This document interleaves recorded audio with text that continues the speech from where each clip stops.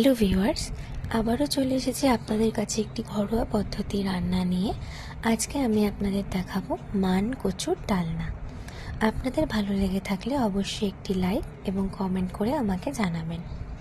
প্রথমে মান কচুগুলোকে ছোট ছোট করে কেটে নিয়ে গরম জলে সেদ্ধ করে জল ঝরিয়ে নিলাম।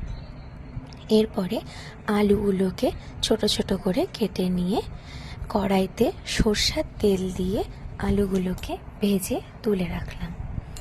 এরপর সেই তেলেই কাঁচা লঙ্কা, কালো জিরে, শুকনো লঙ্কা, তেজপাতা ফোড়ন দিয়ে তাতে জল ঝরিয়ে রাখা মান কচুগুলো দিয়ে দিলাম এবং তাতে পরিমাণ মতো হলুদ লবণ দিয়ে ভেজে নিলাম।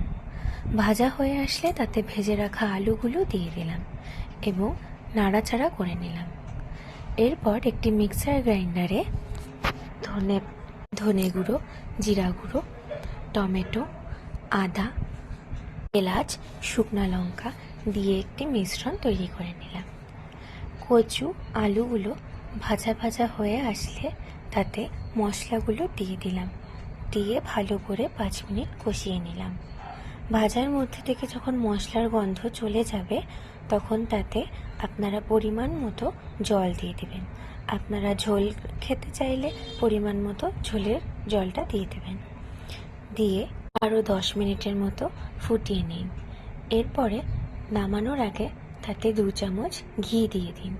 ঘি দিয়ে আরও ভালোভাবে নাড়াচাড়া করে নিন, গ্যাসটা বন্ধ করে দেবেন। এরপরে আপনাদের তৈরি মান কচুর ডালনা।